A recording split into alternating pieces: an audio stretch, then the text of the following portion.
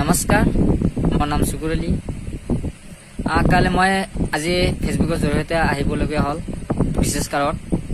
যোৱাকালি হয়তো সুকুৰ আলী বিয়া পাতিছে বুলি এনেকুৱা গোটেই অসমত মানে চৰ্চা চলিছে। সুকুৰ আলী কথাটো বেছি নহয়, কথাটো হয়। মই বিয়াৰ এনেকুৱা মানে মই জাষ্ট খালি আংটি পৰাই ৰাখিছোঁ, কাৰণ মই কোনো ৰাইজক বা কোনো ধৰণৰ আমি কাৰো লগত যোগাযোগ কৰা নাই। মই কোনো ধৰণৰ কৰা নাই। আমি এইটো আমাৰ মাৰ্চতেহে হ'ব মোৰ বিয়া। সম্পূৰ্ণ কাম এতিয়ালৈকে হোৱা নাই, গতিকে মাৰ্চতে হ'ব।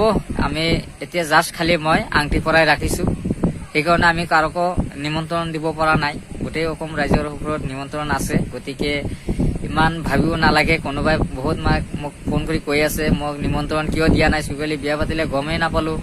গতিকে সেইবিলাক লৈ মানুহৰ ৰাইজক আমি আহ্বান জনাওঁ যে সেইবিলাক যাতে বিতৰ্ক ল'ব নালাগে। গতিকে সকলোৱে পাব, মই নিমন্ত্ৰণ দিম। গোটেই অসমবাসী ৰাইজৰ ওচৰত নিমন্ত্ৰণ পাব, সেইবিলাক লৈ চিন্তা কৰিব নালাগে। গতিকে মই কাৰো ফ্লাছ কৰা নাই, মই জাষ্ট খালি মই আংটি পৰাই ৰাখিছোঁ। এতিয়া মই ঘৰত বোৱাৰী এতিয়ালৈকে অনা নাই। মই এতিয়া মাৰ্চতেহে বোৱাৰীখন আনিম। মাৰ্চতে হ'ব আমাৰ সেইখন ডিচিশ্যন হ'ব, কিন্তু মাৰ্চৰ আগত নাহিব, কাৰণ তেওঁলোকৰ আছে পৰীক্ষা আছে, এক্সাম আছে। গতিকে তেওঁ ডিগ্ৰীটো ক্লিয়াৰ হ'ব। আমি ডিগ্ৰী ক্লিয়াৰ হোৱাৰ পিছতহে আমি আনিম।